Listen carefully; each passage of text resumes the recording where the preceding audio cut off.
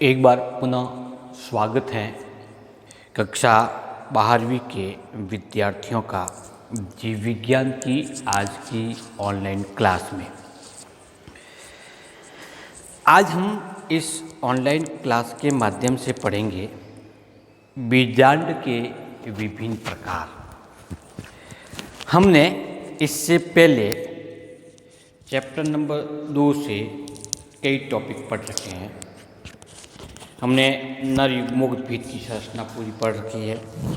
नर युग्मोद्भिद का विकास किस प्रकार का होता है इसके बारे में हमने डिस्कस किया था। एक अन्य वीडियोज के माध्यम से हमने डिस्कस किया था मादा युग्मोद्भिद के अंतर्गत अंडक की संरचना और बीजांड की संरचना। बीजांड वह संरचना है जिसमें गुरु बीजाणु का निर्माण होता है, इसलिए उसको गुरु बीजाणु जनन भी कहते हैं।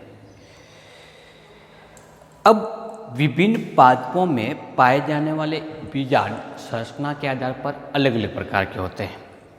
तो वो कुल कितने प्रकार के होते हैं और कौन से पादपों में पाए जाते हैं इसके बारे में हम डिस्कस करेंगे। एंजियोस्पर्म और जिम्नोस्पर्म में बीजांड कुल 6 प्रकार के पाए जाते हैं। उन 6 प्रकार के बारे में बात करेंगे। उससे पहले ये समझ लेते हैं कि बीजांड है संरचना क्या। तो हमने एक डायग्राम के माध्यम से देखा था कि इस प्रकार की एक सामान्यतः गोलाकार संरचना होती है।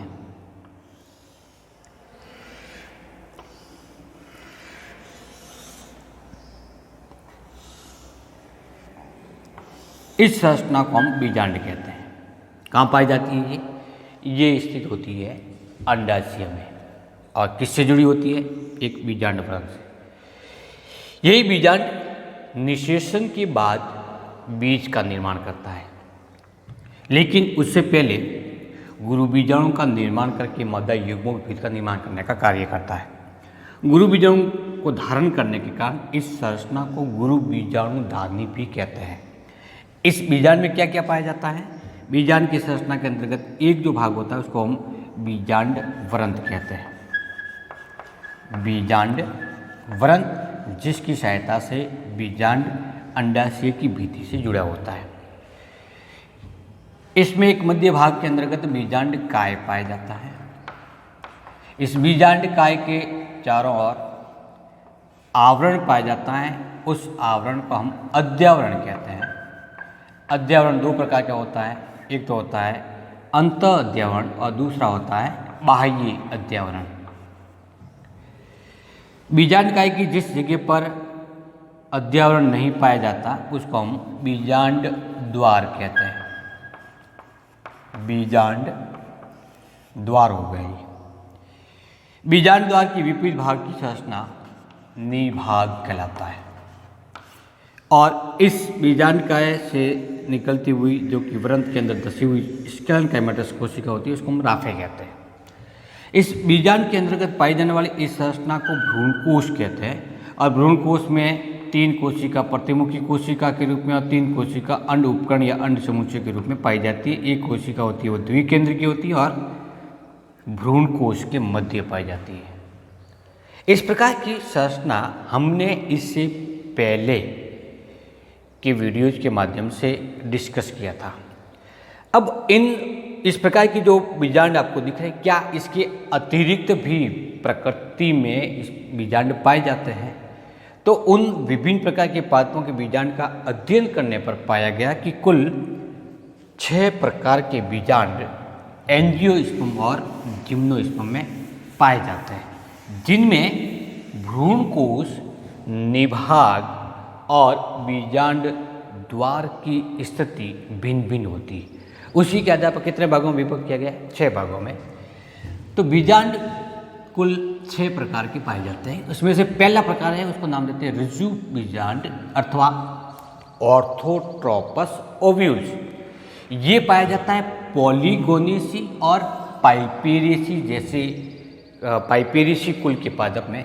इसके अतिरिक्त ऋजु बीजांड जिम्नोस्पर्म का एक लाक्षणिक गुण है, जिम्नोस्पर्म में भी ये उपस्थित होता है।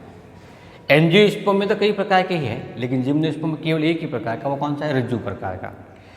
इस बीजांड की विशेषता क्या होती है? तो इस बीजांड में जैसे ये बीजांड काय, इस बीजांड काय से ये अध्यावरण पाया जाएगा इसके,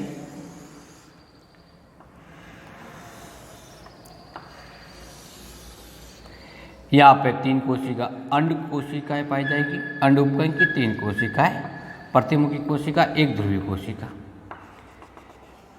बीजांड की संरचना कंप्लीट हो गई। अब इसमें क्या है? ये जो संरचना है वो बीजांड द्वार है। बीजांड द्वार, ये जो संरचना है वो निभाग कहलाएगी, निभाग, और ये है बीजांड वरंत। बीजांड का वह प्रकार जिसमें बीजांड द्वार, निभाग और बीजांड वृंत तीनों एक सीधी रेखा में पाए जाते हो। जैसे एक ये है, दूसरा ये है, तीसरा ये तीनों एक ही सीधी रेखा में स्थित है। तो इस प्रकार के बीजांड को हम रज्जु बीजांड के नाम से जानते हैं। किस में पाया जाएगा? पॉलीगोनेसी और पाइपेसी के साथ साथ में जिम्नोस्पर्म में। कई बार प्रश्न आता है कि जिम्नोस्पर्म में पाए जाने वाले बीजांड का प्रकार लिखिए, तो कौन सा होगा? रज्जु। दूसरे प्रकार का बीजांड जिसे हम प्रतीप बीजांड के नाम से जानते हैं, सेकेंड नंबर प्रतीप कहेंगे, या फिर इसको हम एनाट्रोपस बीजांड के नाम से भी जानते हैं। इस प्रकार के बीजांड की विशेषता क्या होगी? जैसे एक सरल प्रकार के बीजांड की संरचना बनाऊं तो वो इस प्रकार का था, फिर वो थोड़ा सा घूमा तो घूमने से कैसा बन गया? इस प्रकार की संरचना बन गई। फिर थोड़ा सा बीजांड का और घूम गया तो ये पूर्ण रूप से कैसे आ गया? नीचे की ओर आ गया।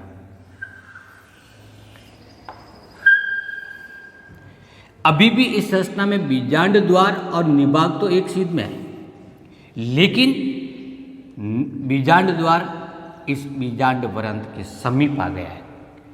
अर्थात इस बीजांड काय में कितने डिग्री का घूर्णन हुआ? तो ये स्थिति इस प्रकार की थी, वो पूरी उलट गई है। तो कितने डिग्री का हो गया? 180 डिग्री का घूर्णन हुआ। कितने पे हुआ? 180 डिग्री पर। इसके फलस्वरूप हुआ क्या? होता ये कि निभाग एवं बीजांड द्वार एक सीधी रेखा में स्थिर होता है, लेकिन बीजांड द्वार कहाँ पे स्थित है? बीजांड द्वार बीजांड वरंत के समीप होता है। इसके फलस्वरूप निमित्त इस बीजांड को नाम देते हैं प्रतीप बीजांड। अधिकांश पादपों में पाया जाने वाला बीजांड होगा प्रतीप बीजांड ही होता है। ये एक बीजांड का इसका डायग्राम बन गया। अब इसमें प्रतिमुखी कोशिका कौन सी? ये प्रतिमुखी कोशिका, और ये अंड उपकरण की कोशिका या अंड कोशिका और साई कोशिका, ये बीजांड द्वार, ये निभाग और ये बीजांड वृंत क्या कहलाएगा? ये प्रतीप बीजांड कहलाता है। किसमें पाया जाता है? अधिकांश पादपों में, या हम ये कह सकते हैं कि अधिकांश आवृत बीजी पादपों में उपस्थित होते हैं। और वो कितने % पादप है? 80% पादप। 80% पादपों में पाया जाने वाला बीजांड है वो कौन सा प्रकार का है? प्रतीप प्रकार का। तीसरा जो पढ़ते हैं हम वो है अर्धप्रदीप। जब प्रतीप स्थिति हुई उससे पहले एक मध्य अवस्था और आती है, जिसके अंतर्गत होगा क्या? इस प्रकार की स्थिति बनती है।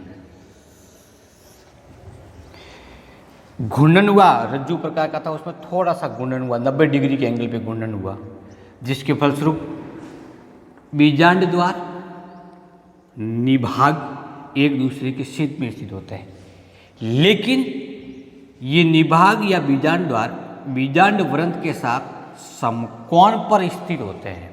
तो इस प्रकार के बीजांड को अर्ध प्रतीप कहते हैं। आगे और घूर्णन होगा तो किस में बदल जाएगा, ये प्रतीप में बदल जाएगा। इसको नाम देते हैं अर्ध प्रतीप।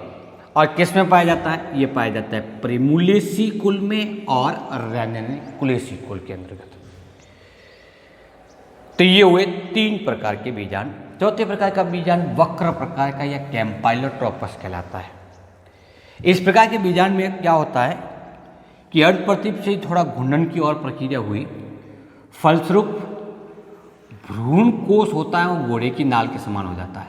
यहाँ पे इसकी प्रतिमुखी कोशिका होगी और यहाँ पे इसकी अनुपकंग की कोशिका होगी। इस प्रकार की स्थिति में नियमित हो जाता है, भ्रूण कोश मुड़ जाता है। हालांकि निभाग इस व्रंत के साथ में जुड़ा हुआ है। ये बीजांड द्वार पूर्ण रूप से बीजांड व्रंत के पास में स्थित नहीं है, बल्कि इसके लगभग समकोण पे है। लेकिन भ्रूण कोश घोड़े की नाल के समान मुड़ जाता है। तो हम इस प्रकार के बीजांड को वक्र बीजांड कहते हैं। और ये पाया जाता है क्रूसीफेरी में और लेग्यूमिनोसी कुल के पादपों में। तो कुल कितने प्रकार के पढ़े हमने, 4 प्रकार के, प्रतीप, रज्जु, वक्र प्रकार के और अर्ध प्रतीप बीजांड। पांचवें प्रकार का बीजांड है, उसको कहते हैं हम अनुप्रस्थ प्रकार का बीजांड। इस प्रकार के बीजांड में निभाग और बीजांड द्वार बीजांड व्रंत के साथ में समकोण पर स्थित होते हैं। कौन सी स्थिति पे होंगे, समकोण पे। तो हम लिख सकते हैं निभाग व बीजांड व्रंत, निभाग और बीजांड द्वार बीजांड व्रंत के साथ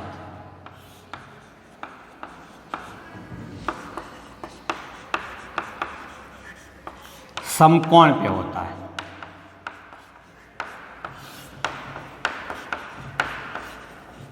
अभी हमने देखा था कि समकोण पर ये दोनों संरचना किस में होती है, वो होती है अर्ध प्रतीप में। तो अर्ध प्रतीप का जो डायग्राम बनाया था वो कैसा बनाया था, ठीक इस प्रकार का, इसी प्रकार की संरचना बनाई थी।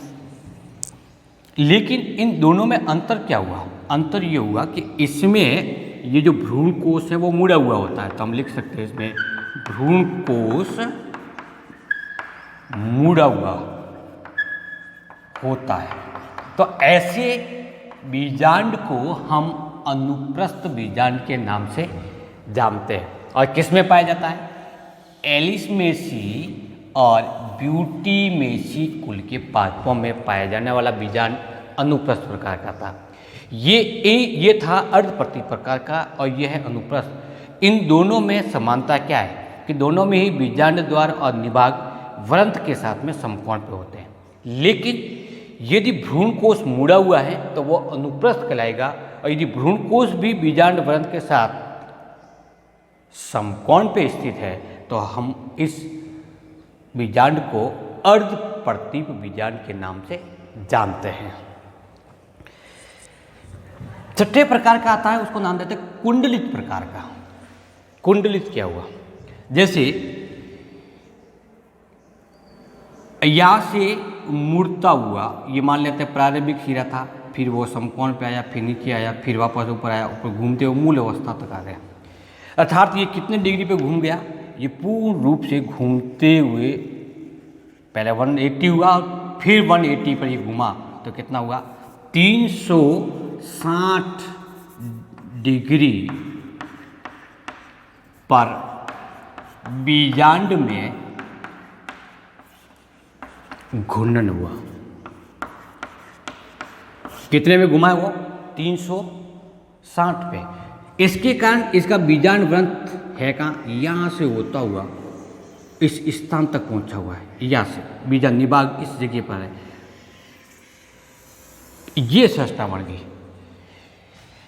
बीजांड द्वार और निभाग एक सीध में है, लेकिन इस पूरे बीजांड काय में घूर्णन कितना हुआ, 360 डिग्री पर। इस प्रकार के घूमे हुए बीजांड को नाम देते हैं कुंडलित बीजांड।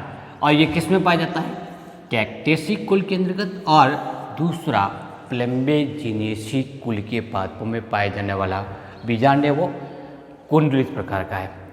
सबसे बड़ी विशेषता क्या है जो 6 प्रकार के बीजांड पड़े उसमें से, और इसमें यह है कि कुंडलित होने के कारण इसमें पाए जाने वाला बीजांड वृंत इतना है। तो बीजांड वृंत सबसे लंबा होता है, किसमें, कुंडलित बीजांड के अंदर, क्योंकि घूर्णन भी हुआ है, वो कितने प्रकार का हुआ है, वो हुआ पूर्ण रूप से 360 डिग्री पर। इस प्रकार से एंजियोस्पर्म में कुल 6 प्रकार के बीजांड पाए जाते हैं।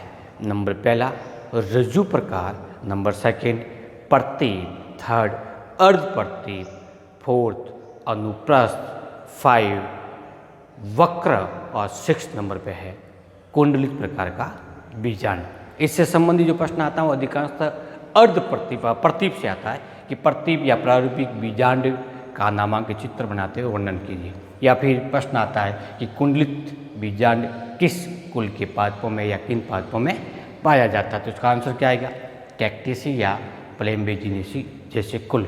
या प्रश्न आता है कि ब्यूटीमेसी कुल के अंतर्गत पाया जाने वाला बीजांड कौन से प्रकार का होता है, तो आंसर क्या होता है, अनुप्रस्थ बीजांड।